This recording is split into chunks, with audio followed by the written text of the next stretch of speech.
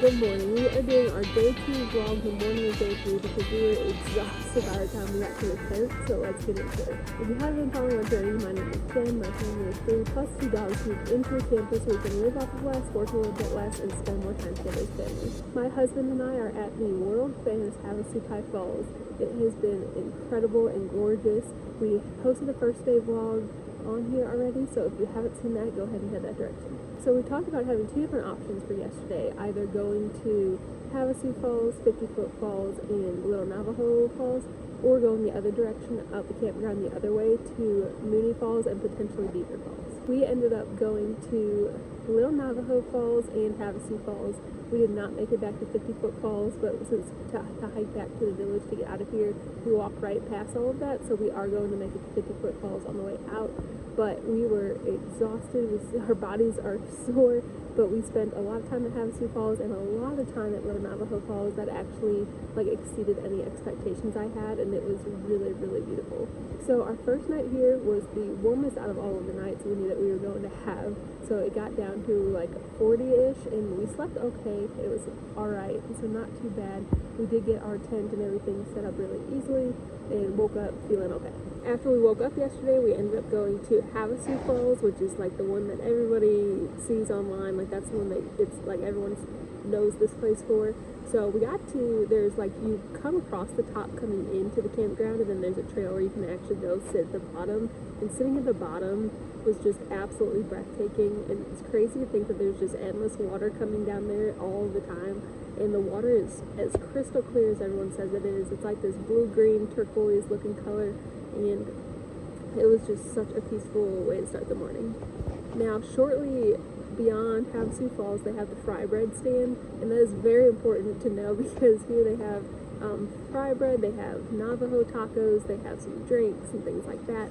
So if you are short on space in your luggage, they do have that. However, be alarmed that their hours have proven to be super inconsistent. They have a sign there that literally says, we open at 9:30, we'll be here by 10:30, always be here by 12:30, but we close at 6:30.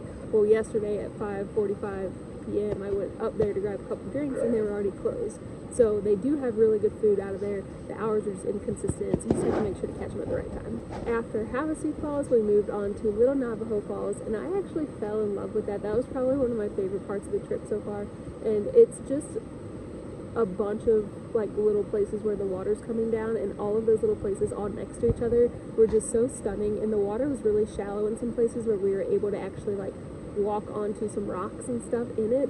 Some people were really brave and were in wetsuits, dry suits, whichever, and they were in the water going behind the caves and stuff, but we touched the water and the water was ice cold, and as you can tell, I am freezing right now.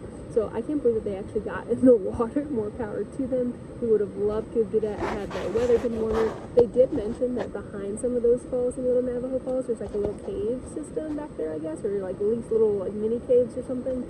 So if you are here during a better time of year, definitely consider checking out those caves because they said that they were really cool. Then at about 2 o'clock in the afternoon, it started pouring down rain. So we came back to our tent and just took a nap, relaxed, didn't do a whole lot for the afternoon.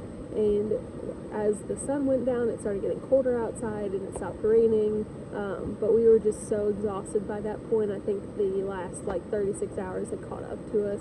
So we literally kind of just stayed in our tent for the rest of the evening and just relaxed. So cell phone service wise, I know that obviously it's really, really good to disconnect, and we've been disconnected most of the time, but we do have a 2-year-old at home, so we've been checking our service to make sure that we can still check on him and FaceTime him and things like that. So if you are looking for cell phone service, this is at least for AT&T. Up at the top of Havasu Falls, right by the fry bread stand, you have some actually really decent service. We've been able to pick up a bar randomly in the campground, but you're going to find the most service up there. You will also find service in the village, so we have been able to FaceTime him and check on him, which has been awesome. He's having a great time with his aunt and uncle, so we are really thankful for that because I was kind of nervous about not being able to check on him for 4 days, so I'm really happy that there is some service here. We also learned yesterday that we were not really prepared for the rain. We had one of our camping chairs out and it got soaking wet. We had our backpack out and it got soaking wet. And this is one of the reasons why you need to really open up your gear and check it before you hike. We had a 2-person backpack camping tent, and we keep joking that it's like an extended one-person tent because it does not feel big enough for both of us. And like we're both like little, like skinny, but like I am 5'1" and my husband's 6'1", and so it's just like we feel super crammed in there. So like our backpacks are all drenched because we couldn't really fit those in there, and we tried putting some stuff under our rain fly, like we put like my shoes and stuff under the rain fly, but one of them ended up tipping over at some point and ended up getting soaking wet anyway, so now I have a really wet shoe.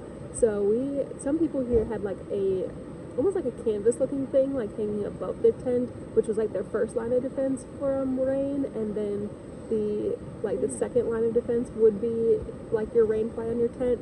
So we really need to think about getting one of those for next time, even just regular camping, because that I'm sure made a huge difference for them, and we would have loved having them. Yeah, see, these people over here had it figured out better than we did. Look at how nice that is. Now this one was over their picnic table. We saw some with some hanging over their tents too.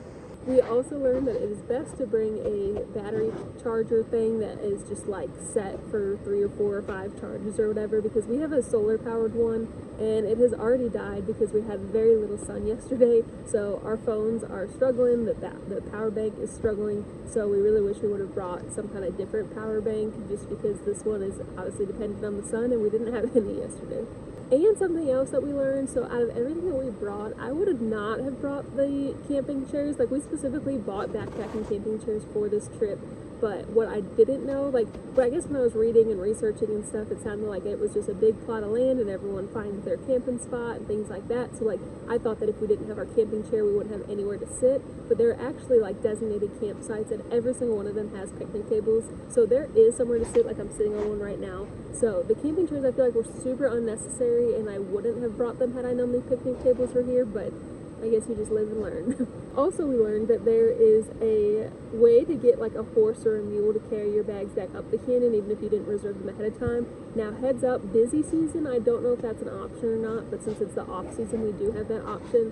We were both carrying a quarter of our body weight all the way down here, and by the end of it, like, we've been in so much pain. Like, we've just been taking Tylenol, ibuprofen, like, around the clock.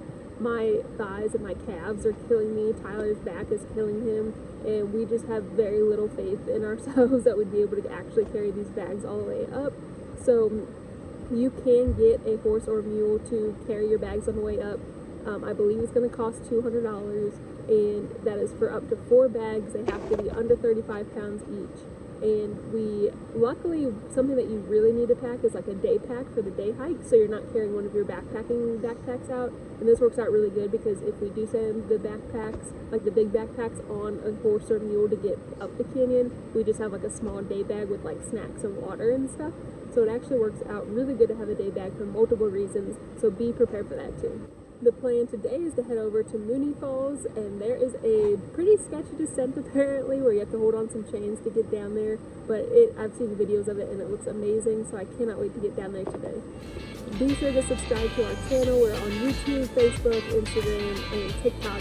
YouTube is our primary platform for videos. We post a new video at 2 p.m. Mountain Time every single day, and be sure to follow our journey and see what we're up to next. Day 3 and Day 4 of our journeys will also have vlogs, so be sure to check back into our channel and see the playlist to hear all of our information about Havasupai Falls.